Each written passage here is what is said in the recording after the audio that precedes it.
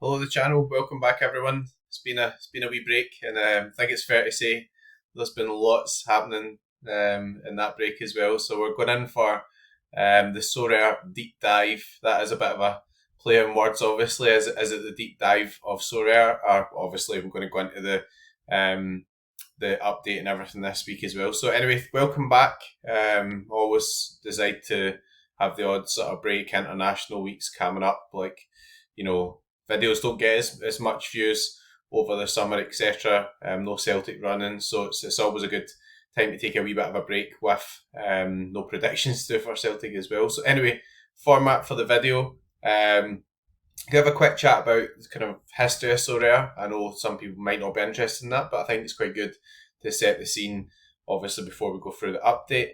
Have a look at Nick's response to the deep dive, and obviously Sorare's response as well. So if anyone's kind of new to the channel or watching this sort of later on in the year, etc., then this bit might be sort of interesting as well. So personally, I've nearly been on Sorare now for 5 years. So at that point, just when I was signing up, Fraser, who was signing me up, we were on sort of different platforms, etc. at that point, and he was kind of messaging me about some other stuff on Footstock, etc. And so, oh, you would quite like this sort of Sorare. Really, he just wanted his free rare for signing me up, but he got me on. So put €100 in, got my free rare, got my Paul Lopez free rare goalkeeper card. I nearly sold it for 60 quid. That point, obviously, it was only 1 out of 100 cards. Had like some big teams like Juventus, Atletico Madrid, but this is all pre Real Madrid, pre Eredivisie, pre Celtic, pre the J League and everything. That was like before all that stuff. The game made a lot of sense, obviously, because you had like this a concept of you buy the card's quite scarce, it's registered as an Ethereum token, the in-game token is Ethereum as well. It was quite hard to buy in. You could use your card at auctions, but if you were buying the secondary, it was murder, or it was like so difficult to try and get Ethereum in. It was so expensive and everything. Everything was really like quite difficult to obtain and everything, which would, you look back to then could maybe be a positive as well. So, anyways, at that point, Sorare had like €3 or €4 million of funding secured to go and get some big teams. Think like Barcelona, were maybe one of them at that point. Liverpool were definitely one of the earlier ones as well. So they were adding in top teams. Why is that relevant to obviously all this stuff that's happening just now? Well, firstly, one of the most important resources was Sorare data, and everybody got to use that for free, and that was crucial because when you were coming from traditional fantasy football, or SofaScore or whatever, this new matrix only really made sense when someone was able to display the scores. So you might think, oh yeah, Haaland's probably the best guy in the game or whatever. To think how even that big at that point, but then you see these other guys that are like doing all the creative stuff, or like Messi just doing insane scores and all that sort of stuff as well. So yeah, Sorare data were important. At that point, it was free. Eventually, it became paid. There was only 1 out of 100, so when all like 20-30 thousand people come into the common mode and the whole thing was buzzing, and then the Eredivisie was launched, the whole thing just kind of exploded. Obviously, you had the sort of general NFT boom as well, and there was real scarcity. So if you want to buy a card, it's quite hard to get cards. Go into the Eredivisie sort of auctions or stuff, think, yeah, I want an Orkin Cockshoe or I want a Joy Veerman or whatever, and you'd be like, nice, 250 quid already, and you're like, bloody, so that was like eye-watering stuff. One Windell used to be like 600-700 quid. The card prices were really high because you had all these people all try to buy the same cards, obviously, at that stage. What happened after that? Well, I mean, the thresholds were born, I think, out at a point where Sorare were about to run out of cards. So Sorare scaled up quite quickly, and there was a point where they used to just say we'll pay out 20 or 30% of people who enter competition, So if more people enter, pay out more cards or whatever. That wasn't really scalable because obviously you only had a certain amount of teams, certain amount of cards to give out. So they came out with a threshold, which was a very, very small Ethereum threshold. It was only like a couple of quid. and people were up in arms, like, oh, I went from winning a card worth like 20, 30, 40 quid to now I'm winning an Ethereum threshold, which is only worth £2 and £4 or whatever. And then there was a reaction to that, and it was put up a wee bit as well. At that point, everything was based on Ethereum. So what happened then also was that although that was increased a wee bit, the value of Ethereum increased as well. So, Sorare obviously had Ethereum in the background, so it didn't really matter. You wouldn't have thought as much to them because they were collecting Ethereum effectively when they were selling the cards, etc. Or there was Ethereum, being used on the site. So the prices obviously went up, card values shot up, there was loads of demand. Where did it start going wrong? Well, obviously, Sorare launched limited cards, so you get 1 out of 1,000. So all of a sudden, rather than cards being quite hard to get, you have lots of cards, and even then, with the huge demand, a lot of them balloons. Like I remember buying Cody Gakpo for 100 quid and thinking, yeah, I'll just buy some limited guys, the guys I can't really afford in rare. Cody Gakpo went from 100 quid to 200 quid. I thought I'm being smart now, I'll be sensible, low supply, I'll sell them. Then it went up to 500 or 600 quid, and I had, just sold them too early. So, that was a real eye opener as well. But again, although there was 1 out of 1,000 at that point, there weren't a lot of limited cards because they had to mint through the supply. There was more and more teams. Eventually, later on, the EPLs come. We've added in second divisions, etc. as well. So where did it start going wrong then amongst all of that? Well, you went from a concept of these cards have to be very, very scarce. And people used to think the Ethereum threshold was quite easy, but it wasn't quite easy because there was only 100 cards per player and there was a reduced amount of teams. So it's quite hard to get those cards. Sometimes if you didn't want to pay 100, 150 quid for a card, you had to buy a guy who was a backup and wait on him playing. Those were still 40 and 50 quid. So, and people didn't want to sell. You might say, I want this guy or whatever, but nobody was really listing them because they wanted to just use them in the game. So it wasn't easy at all. You had to, if you were buying from a secondary, get some Ethereum together, which was really hard because just getting Ethereum on the site and everything was quite difficult at that point. There was no cash wallet, etc. It was difficult, but then it went in the opposite direction. So where has a deep dive come in? I think that Sorare in a way has sort of lost its identity. So the whole thing was about rarity and scarcity, and you had these cards you would buy, and you would get quite a long term utility from them. The promise was that you would use them over multiple seasons. You would potentially use Mbappe or whatever, who was an under 23 for the rest of his career. You could always win stuff with him, etc. And that was the whole concept. So in people's minds, they thought, well, okay, I'm paying like big amounts for these cards, but there's hardly any of them. All right, 5 seasons, it might be 500 Mbappe rares, but if there's 100,000 users, still be loads of demand for Mbappe. And what happened? Sorare decided that would just sell 1,000 Mbappe. They will add in more teams. They'll add in the EPL, then there'll be Sakas and there'll be Haalands and there'll be Bruno Fernandes. Bruno Fernandes was on from Sporting, but he only had a few cards because of licensing. We'll get Real Madrid and Barcelona, and then all of a sudden, all these teams or whatever all sort of expanded. So the vision from Sorare obviously changed. They wanted to take the market. There was NBA come on, MLB come on. I remember a point where, actually, you'll never walk alone, who'd bought all the Liverpool cards and everything. At one point he just started selling these football rewards, and rather than putting it back into football, he just started buying NBA cards and stuff. And then the whole concept changed. So rather than saying, okay, we want to remain this sort of niche product where we have a low amount of cards, they're hard to obtain, they're quite expensive, they hold value. The vision's been, let's just go after everything. Let's make it huge. Let's be the leader in terms of all the different leagues.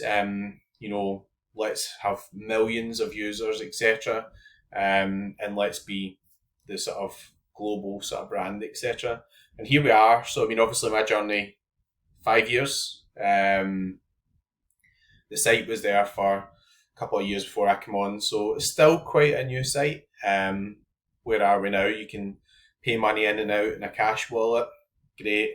we've come away from being like a sort of crypto game, a niche game, a sort of unregulated game where it's like, okay, you pay in your crypto and it's like this game that sits and it's something a bit unusual or intriguing. And now it's like, you can pay money in and out in your normal wallet, but that doesn't operate with the other wallet. So you can't mix cash and F. And Sorare are up in court in the UK because they think it's gambling. And every time there's any lack of demand in the season, there's a new version of a card out, and then there's a competition for that, which is basically a kind of clever way of getting around entry fees. We've got the Global Summer Cup. We'll run some cash type competitions. You can use any cards, but you've got to buy one of the summer edition cards, which are 10 quid or 40 quid at a minimum, most of which aren't actually selling at all. So we've kind of gone full circle, and that's part of the deep dive. A lot of cards are worth hardly anything. I mean, like, I got an offer of 15 pence for a card the other day, and I was like, can't even be bothered to fucking like 15 pence. Like honestly, that's just like getting annoying. Like, I don't want to be logging in to field an offer of 15 pence, right? Like, just why don't you just fuck off? Like, seriously, it's just a waste of like everybody's time. But anyway, there are cards that are worth that. So that's where we are just now. What happened earlier on this week? So firstly, I mean, I think everybody knew there was a gameplay update due. Sorare had said round about June. And then, so I logged on, I think it was Wednesday night, and So Base, or whatever you call him, or, guy hates Sorare anyway, publishes all the information, but he seems to hate Sorare, so puts up the gameplay update. So I thought, yeah, this is the gameplay update. It was on Sorare. So went in, started reading through it, got to the bit about the super rare and unique. There was no link to the blog. I thought, I was going to like go on here, is it on the official page or whatever, usually it'll be posted. Wasn't on the official page, so it quickly became apparent that this was a bit of a leak, So that's the first problem. Obviously, that's just a glitch at Sorare's end. I mean, they didn't do it deliberately, but it's a major issue, right? I mean, there was information in there about legends. The unique and super rare stuff wasn't in there, probably, thankfully, given the reaction to that. We'll come back to that later on. There's lots of information in there people could have sort of traded on or whatever. You could have bought a few legends and, thought, yeah, I'm going to lock them away and everything MLB style. So all sort of major issues there. So that's the first part of the problem in terms of the communication. I mean, that should not have happened. Now, obviously, it's just a mistake, right? But there's too many mistakes happening in general. The UI is not very good. I just don't find it very good. I mean, people have been complaining about UI for ages. And there's this workaround, we'll use Sorare data. People like using Sorare data. We'll build a button, we'll import it. Now Sorare data doesn't actually bloody exist anymore, so nobody can import from there. Nobody gets all their sort of things that they really liked in Sorare data. Now we're sort of stuck with you, and that's what's in my head. We're stuck with using the site. It looks good, but the functionality obviously is not like 100% there. So we've got things to discuss and go through. So that's the kind of general background. I've probably oversimplified that. I mean, if I had to do a full history of Sorare going through and the different factors and COVID and, all that sort of stuff and, bull markets and bear markets and F going up and down and all the different changes, I could be here for an hour, but this is about the deep dive in. I just wanted to set the scene. Sorare started as a sort of niche NFT, fantasy football type market with real scarcity, etc. And now we've become into this sort of site where sometimes holding a big gallery just becomes a hassle or a burden, or there's many changes. So let's see what Nicholas said, obviously, and then we'll just dive in, and then we can do a recap at the end. So I had this pre-loaded up. I'm right in the middle of the wording. So there was this article that was published, which is basically, some of the stuff wasn't factually correct, but it was like the deep dive thing, it's about how Sorare were selling hundreds of millions of pounds worth of cards, and then, and it was in French as well, obviously. You had to subscribe to it, and then, you come down to this turnover, which is a lot lower. So Big Nick says, If you're watching, hello, I don't know if you watch the channel, probably fed up with me by this point. An article published this Thursday, 12th of June, paints a picture far removed from the reality regarding Sorare. The company's economic trajectory is consistent with the plan we've been executed for several years. Yeah, well, there's been a plan, yeah. Whether or not the plan's working, that's another point. After investing significant sums to conquer the market between 2021 and 2023, Sorare is now close to profitability. So we've spent all the money. These results reward our significant efforts made in recent years to develop Sorare's business model, generating $50 million in revenue from the first year. So okay, that seems accurate. And obviously there's this commitment to pay out $12 to $15 million. Methodically reduce our costs, particularly partnerships divided by 5. So yeah, it makes sense. I mean, a lot of those deals would have been overinflated and not sustainable. Provider users with what remains to date the largest portfolio of sports partners in gaming, with cards selling from 15 pence. All of these elements will allow us to end 2025 with a sharply lower burn, higher cash flow than initially projected. That's good. That's good news. I mean, and I'm taking that transparently. And strong growth projects accelerate our sustainable and profitable development. So that's good. The site's because people read these things and just start saying Sorare's dead. It's not actually dead, mate.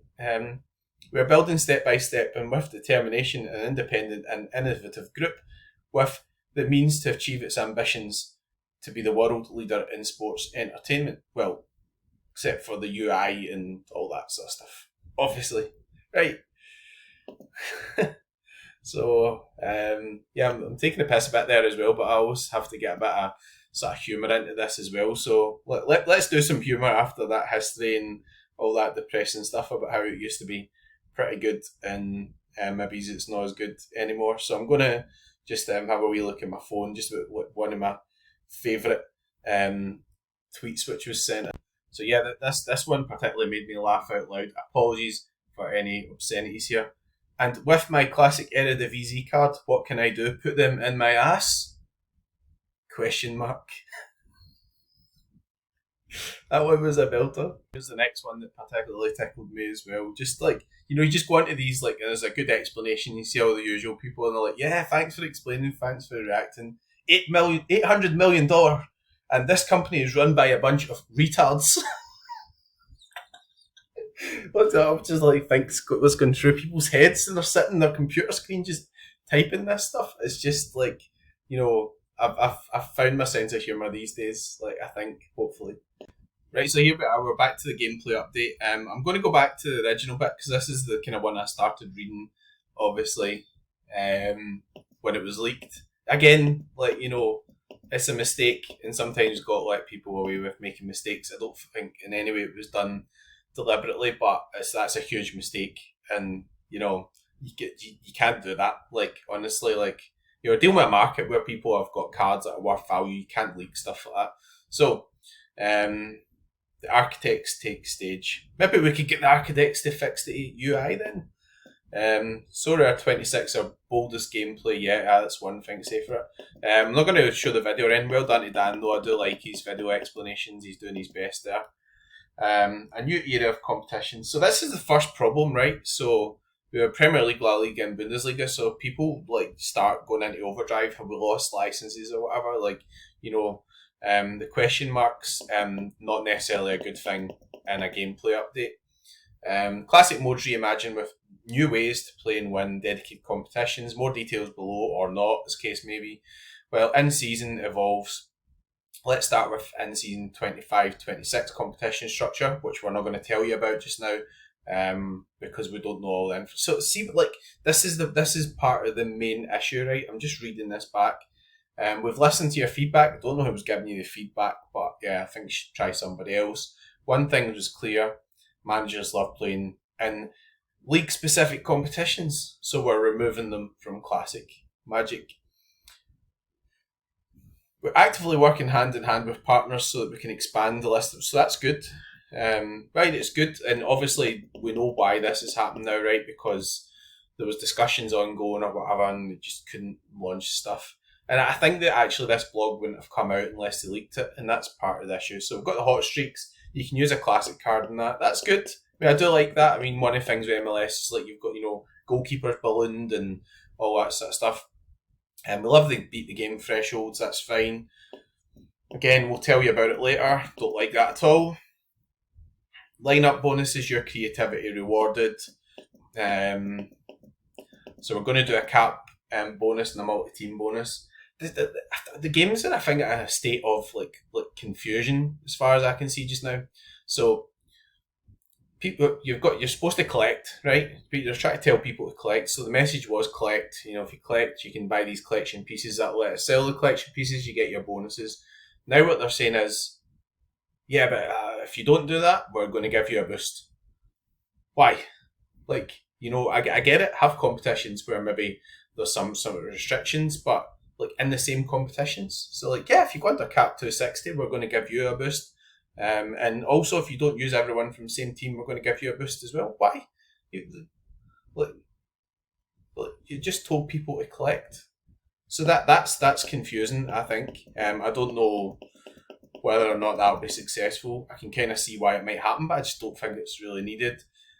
Scoring matrix tweaks, removing the free goals negative decisive for goalkeepers, good move. Never really understood why that was there in the first place. Don't mind that. Again though, if you're going to tweak a scoring matrix, that has an effect on the value of certain cards. So change again, I'm not saying the change doesn't have to happen or whatever, but just that is a change in itself.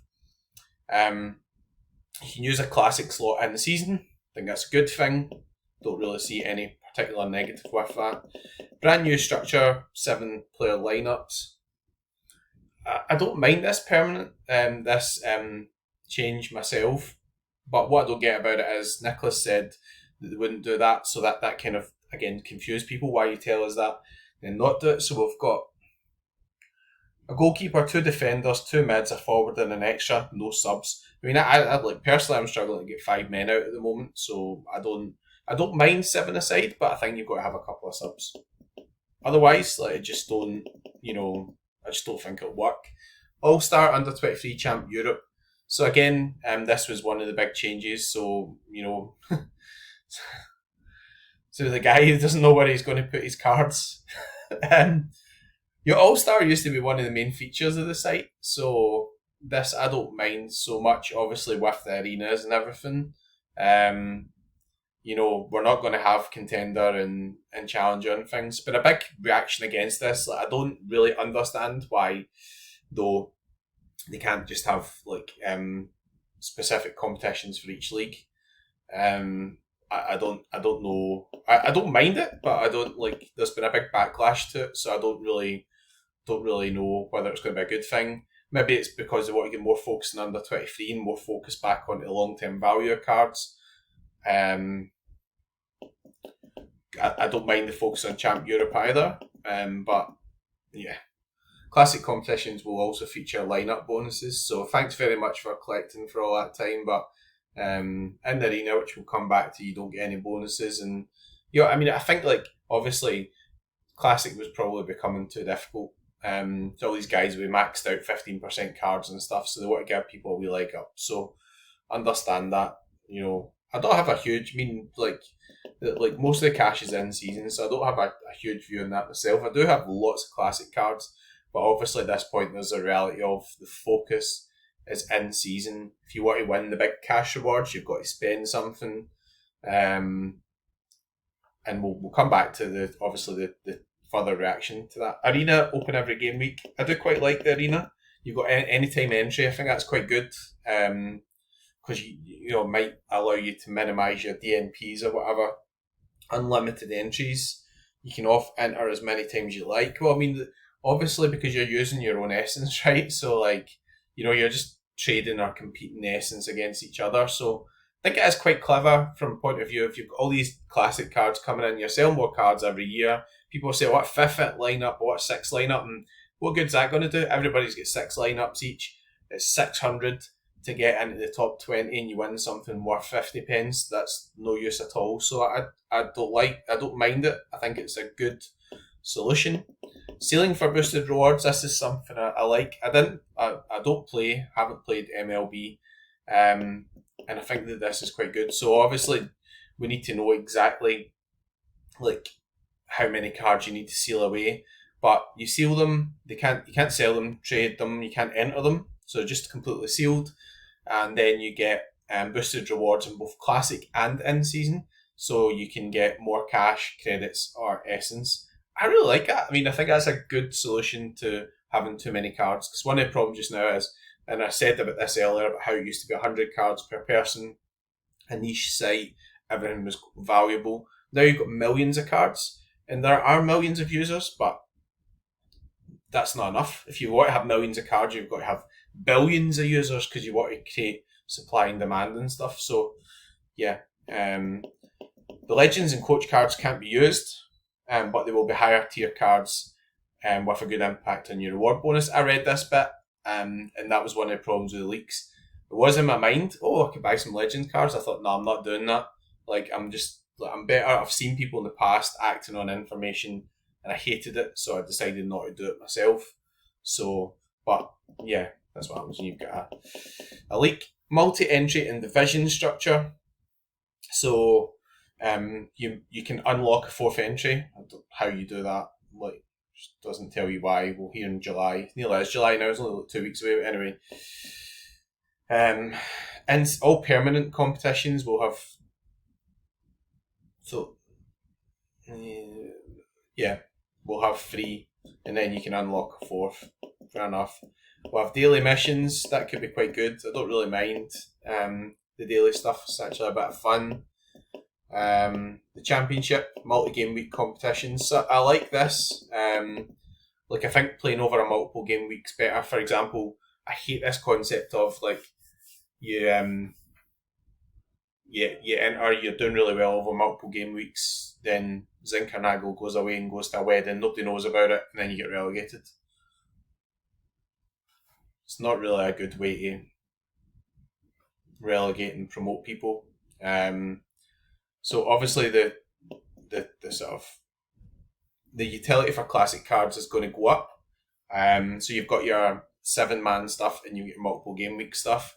A lot of people say this hurt the small gallery. Like that's bollocks. See, like that is just rubbish. Honestly, complete and utter rubbish. They're card selling for €1.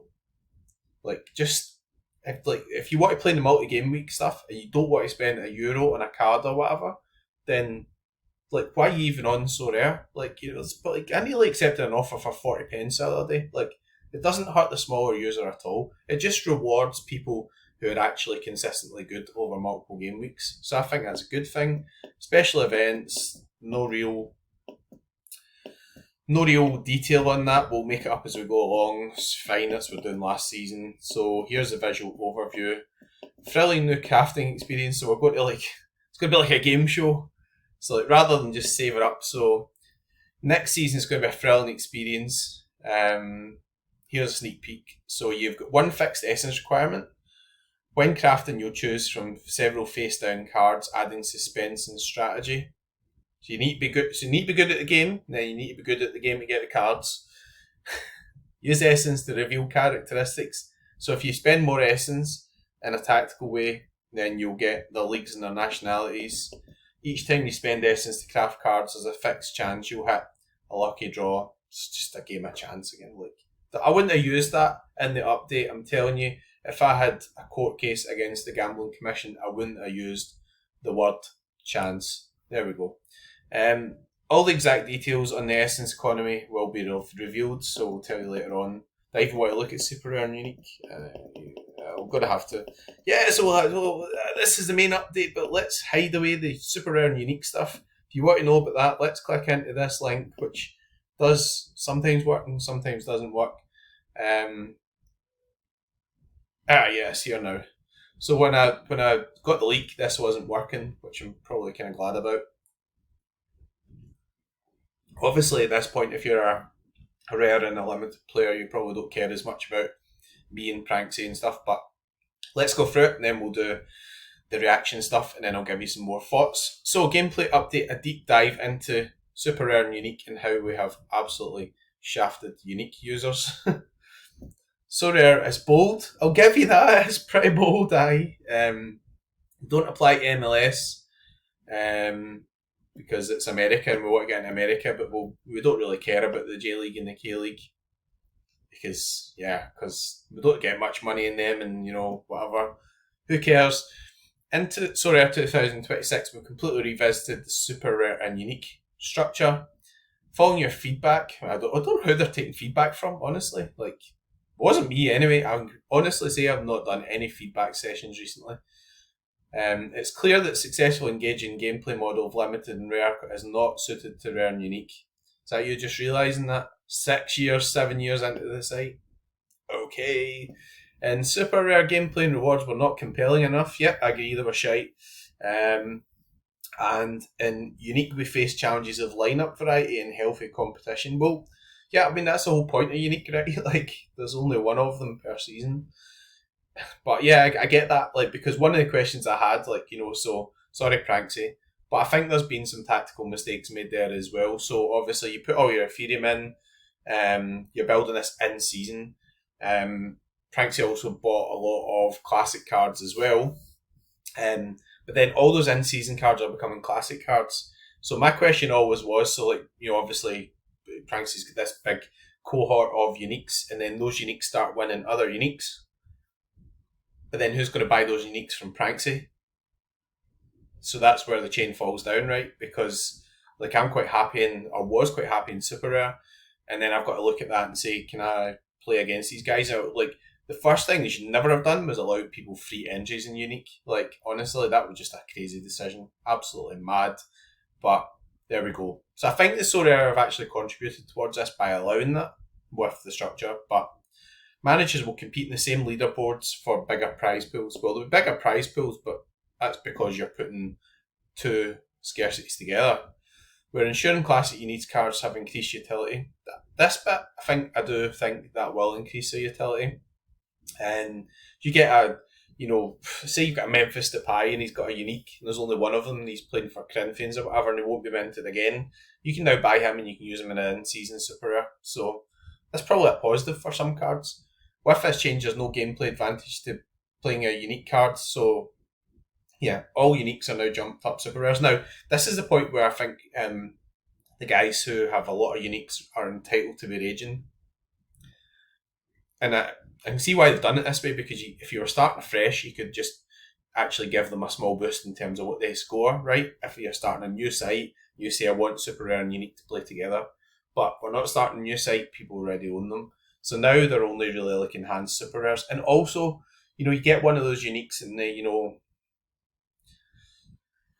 score average like 58 or whatever, and you think, okay, that's quite a good unique. On those game weeks, nobody else has got them, and I can play that card there. But then all of a sudden, you're playing that unique against guys who have like, 7 or 8 like Rafinha super rares or whatever who scores more. So like that takes away part of the value of the unique as well, right? It was supposed to be like the only one per season. So with this change, there's no gameplay advantage for uniques, but a unique does boost your rewards. Again, more blah blah blah blah blah, more exciting blah blah blah. You can't launch this stuff without telling people how much it's going to be.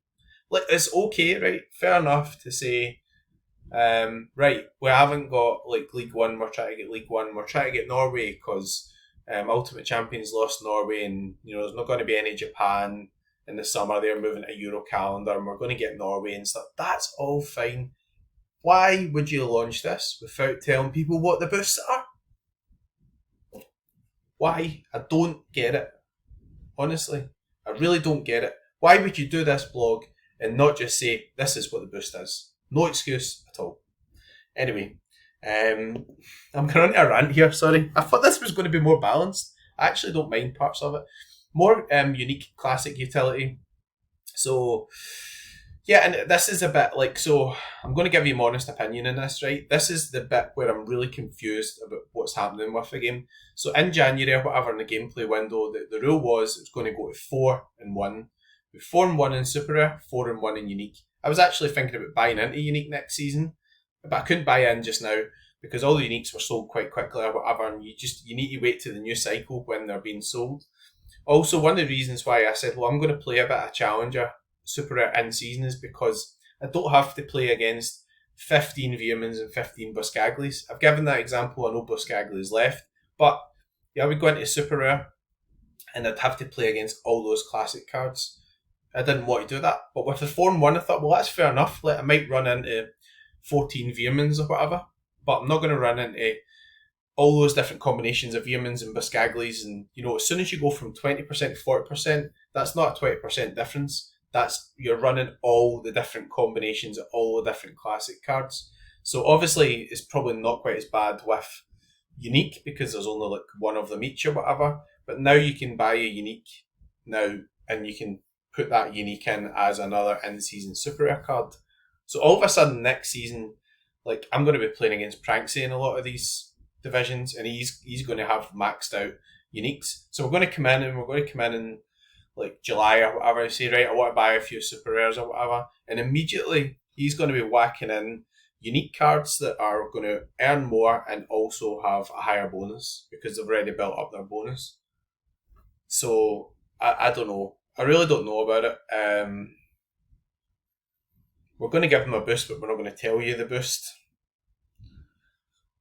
It'll open up a substantial prize pool. We'll tell you about prize pools later. Seriously? Like, I don't know. I'm at a loss with that stuff. So obviously, this is how we got to this stage. Everybody was a bit raging. The reaction was not good. So then we ended up with a follow-up. We got people writing articles about deep dives, Sorare's the Titanic, both, all that sort of stuff. People are spiraling. Some people don't like it. This is the big update. Oh, what am I going to do with my cards? Where am I going to play them within my body? It's unbelievable. So we ended up with this follow-up. And I'm pleased we got a follow-up, so obviously they do care and everything, so that's fine. Why we didn't release the full schedule yet, so obviously they're still in discussions with people. Now there's mention of challenger and contender. Should have probably just mentioned that in the initial blog, right, and just said, whilst there's no challenger and contender in Classic, we anticipate there will be, but this depends on other leagues which we're waiting on discussions. And why not just say that initial blog? Because somebody leaked it, and fuck it, honestly, man. So in discussion with several key partners, so now we've got now see if this stuff was in the first blog. Some of the people who weren't happy about their Eredivisie cards or whatever going away into All-Star and the abyss of whatever All-Star is going to be in 500 to get top 50 or whatever, would probably have been quite happy. It's like, oh, I've got my Eredivisie competition. I don't see SPFL in there. That's a shame, but that's what it is. You know, obviously, if there's league-specific stuff for this, then I do get why they couldn't confirm that, because obviously you've got to do the overall structure, how many cards we've got, and how many teams going to be in it. So that kind of makes sense. The MLS we knew about. We're definitely getting a Juliper, JPL, and an Eredivisie one. That's going to be good for those guys. I'd imagine they'll really like that. Fair dues, like, okay. New classic competition structure. A lot of people have got classic cards, can't afford to spend in season all the time. Doesn't mean fewer rewards, understood. Up to 4 lineups. So now it's up to 4 lineups, but we don't know how we unlock the 4th lineup. Structure allows you for more rewards per lineup. This makes competitions more compelling. I get that stuff. I mean, I think, like, actually with the ceiling, the arena and everything, that will work. I do think, before I come on to the super rare and unique thing, that, like, there's a need for the sort of card burning side of things. And obviously, sorry, I don't want to license all these cards and create these nice cards and say they're collectibles, then just burn them. So the ceiling thing is good. We need to see what the boosts are. It creates an incentive for people to seal away their other cards and value to go up. Where will Sorare get a value from that? Well, I mean, I guess if the floor rises and they're getting a 5% or whatever, they'll probably make that back. So I think it's actually quite a clever way of doing it. Honestly, that side of things, I don't mind as much. I like it. I think the arena thing's pretty good as well. And we'll do an overall recap at the end. Super rare and unique. Thanks for your feedback on the proposed changes. Ears must have been burning there. We're actively listening to Pranksy on X telling us that he's going to sue the ass out of everybody, and we're going to gather more insights from our lawyers on the terms and conditions of the site. Sorry, I'm just in that mood today. Like, I really am. Why this change? The previous structure wasn't delivering. Well, I mean, honestly, that is also, I think, Sorare's fault. So, um, just sort the rewards out. Like, and like that's like somebody who said, just don't play DNPs. But I think that Sorare have made changes which have actually watered down rewards. So, for example, they run that promotion and said you can craft for half. So I thought, okay, I can do a tier 2 plus. Surely in tier 2 plus, I'll get somebody who's got like 2 legs and can kick a football. What do I get from tier 2? I get a guy who has never sold as a super rare, never played a game of Fitba, has absolutely no value as a super rare, and people are buying his collection pieces in limited and in rare. That is not my fault. That is Sorare's fault. That guy shouldn't be in there because doesn't play football and shouldn't be in a super rare pool. So the previous structure wasn't delivering and engagement levels were low because the rewards were shite. Now, you can't give a Messi or whatever to everybody that finishes, I get that, but I would actually accept somebody that plays as an in-season super rare, not somebody that just doesn't play football at all. So there we go. By merging Super Rare and Unique, we see an opportunity to reinvigorate both formats. Super Rare was fine, I think. In-season was pretty good. I think the problem with Unique is you've just allowed one guy to come in and just enter all the lineups, and that should never have happened. I said it before. I remember there was discussions about it, and I said before Unique and stuff came out, and I said when Unique came out, that 3 entries per person was just ridiculous, and that's part of the issue, but it does need to be reinvigorated.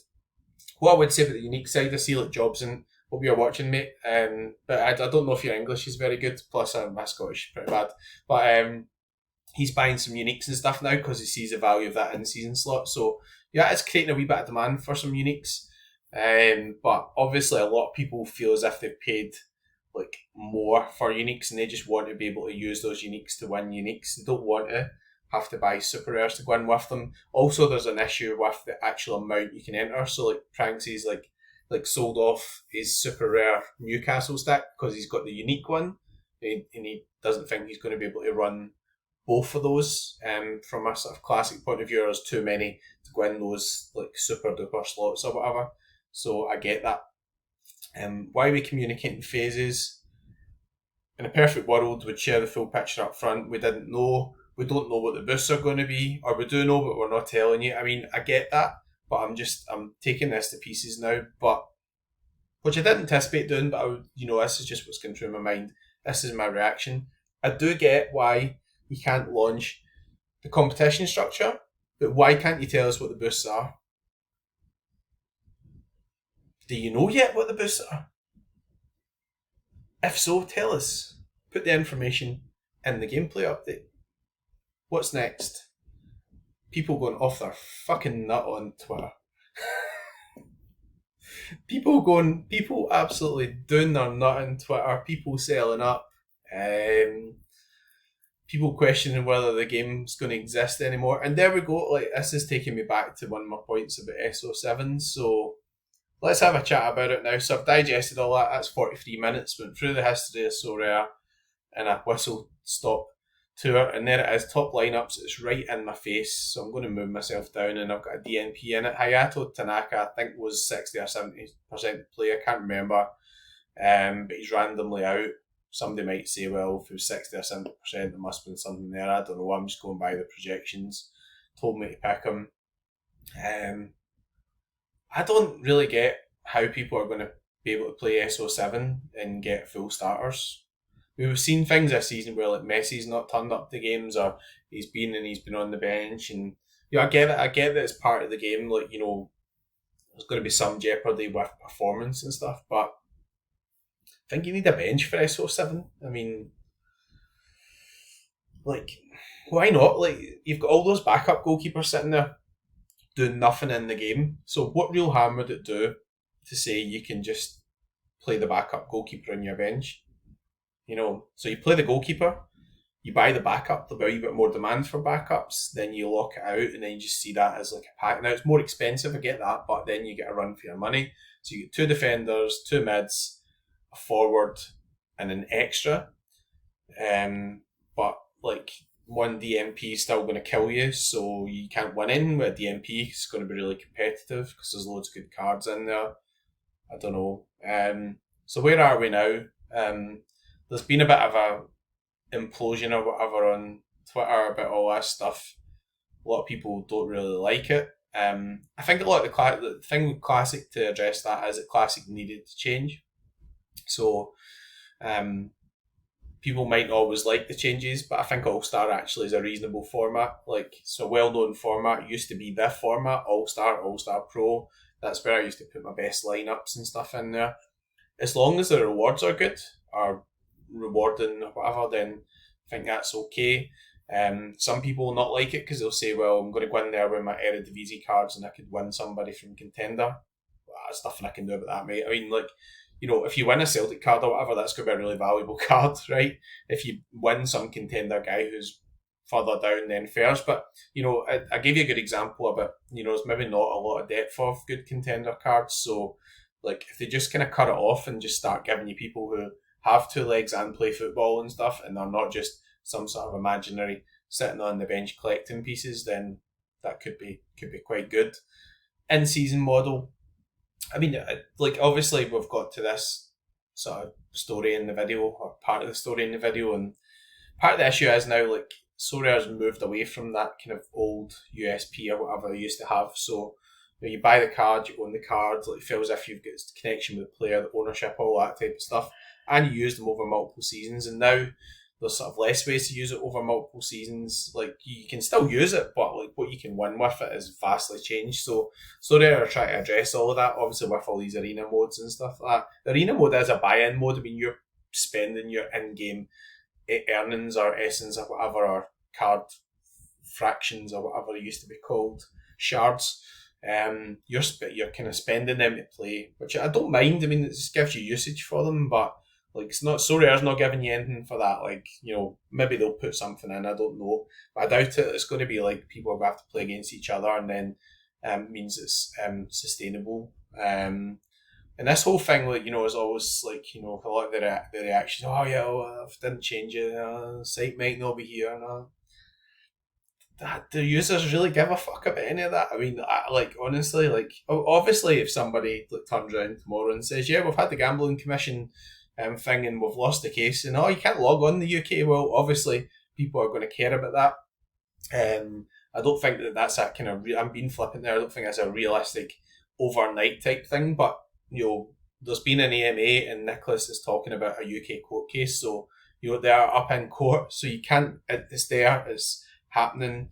Some of the countries don't like what they're doing. Some of them obviously have embraced it. The UK are a bit more archaic with stuff like that. Really, we've had scandals here with Football Index. The bookies are getting a bit of a hammering for just, like, you know, running people into the ground and everything, and, you know, fined for money laundering, that type of thing. So, you know, that's going to be part of the sort of general sort of challenge and everything that we've got just now. Where am I going with this? Can't remember where I'm going with it. Do I like the update? Or do I not like the update? I mean, I hate the way the weeks went. It's been leaked. People have started reading it. Some of the information was there, some it wasn't. Super rare stuff wasn't there. Then it's come out. Now we've got this situation where there's not been backtracking, but you've got explanations coming out, further information coming out that probably should have been in there in the first place. We've still got a blog which doesn't tell you what the boosts are or whatever for the unique and the super rare. We've got Pissed Off, the biggest user in the actual platform, which I think, you know, it doesn't matter whether you dislike Pranksy, or whether or not you think it's fair that he's got millions of money and you don't have any money or whatever. But there's a real problem with, like, optics and stuff here. Like, social media should be like a kind of driver for people to come into the game. Oh, that game's good. I like that. That looks cool. I'm going to sign up to that. Can I watch? Oh, people are winning. People seem to be enjoying it. That's what should be happening. You know, Pranksy tagging Fabrizio Romano with a bomb thing and saying, "Is that what Sorare have done to my gallery or whatever?" That's like really bad. And Pranksy didn't cause that, right? Sorare caused that this week. So I'm not doubting that change had to happen, but what I really hate is the fact that Sorare told us in January that there was this way forward and it was a 4-1, and now we've changed it again. What's it going to be next January? What's going to be the January after that? I'd love to say, right, I've got my balance sitting here, I'm going to buy 5 or 6 uniques because I know that's going to be the way forward for the next couple of years. Is it? I don't know. It's probably change again next season. Well, that's not worked. Let's do something different. Why don't we just burn all the uniques and just say we're really sorry about that. We're starting a new game and we're just going to start from scratch. And it'll be better because we'll give you some essence and stuff like honestly, people are still adjusting to the change in January. Like honestly, it's unique and super rare. It takes you time to adjust. Like it's like I've messaged guys the last couple of days. We kind of look. I bought a Greg Taylor unique, £100, good player. Probably still staying covered. I don't mind it. Like I'm a Celtic fan. Like so I've got some sort of connection. It was only £100. Like that's like I don't mind that. I've messaged some people and like just take some days to get back to you and stuff like that because only like one owner and it takes time to make changes to stuff like that. So I've just like torn it up again. So yeah, it's bold.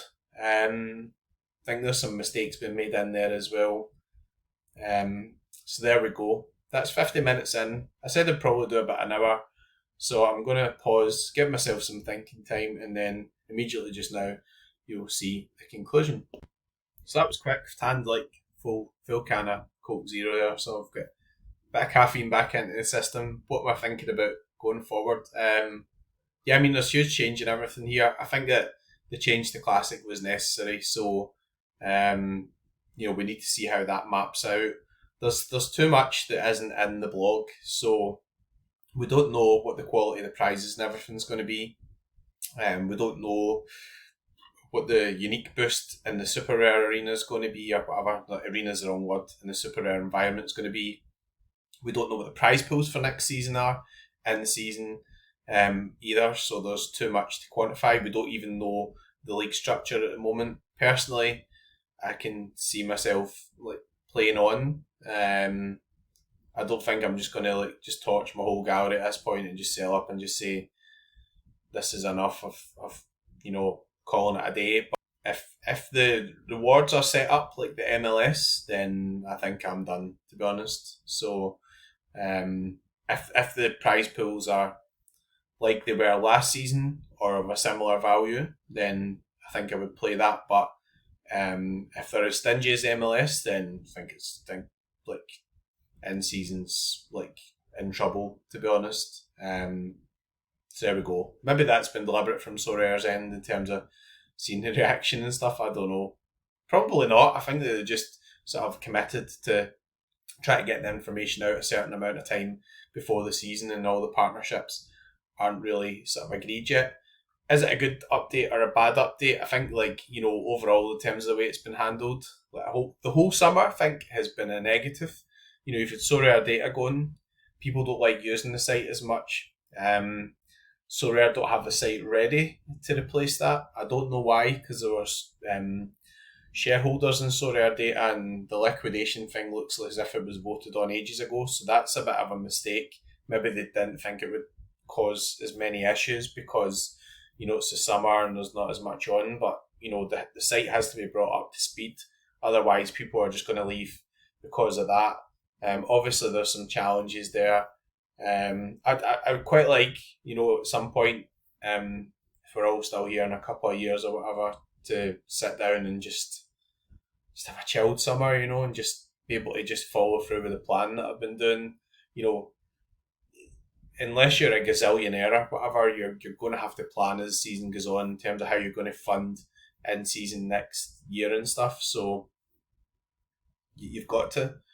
So fortunately, I've not like just reinvested everything into the game like from sort of November, December onwards. But what I do going forward will be based on how the prize pools are and whether or not I see it's going to be a good fun competition. And that's where I'm at with it. I think it's been handled very badly. Leak, information missing, not missing, but like just in sort of games with passion or markets or whatever, then uncertainty is just not really a good thing. Okay, you will always get the people in Twitter who come on with extremities about where they're going to use their cards and all that sort of stuff. But yeah, I mean, some of that's probably been sort of triggered or caused by how things have gone. So there we go.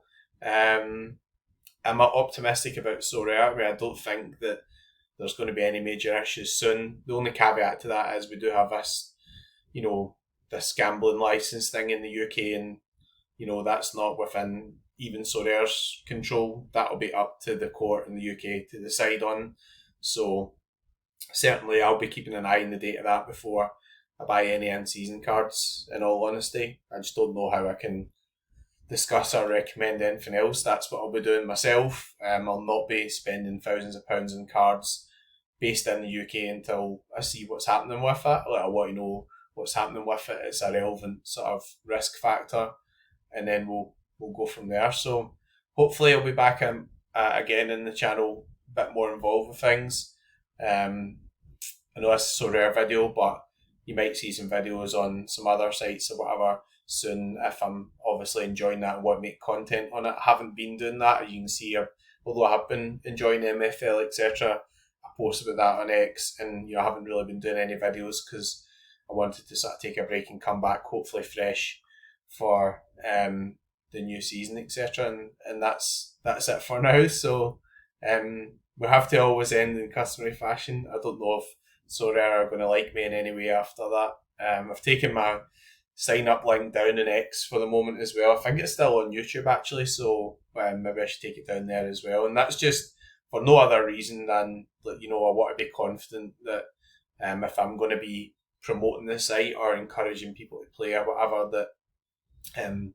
that I'm confident in all that myself. So if I decide I'm putting my own money back in next season, then I'll reinstate that at that point. Anyways, if you're playing at the moment, I hope you avoid those DMPs. Get your strategy together for SO7. Make sure you phone Zinkernagel's friend and see where he's going that weekend. Make sure you get your 7 out of 7, etc. But I'm jesting now. We're ending the customary fashion. Good luck and go fuck.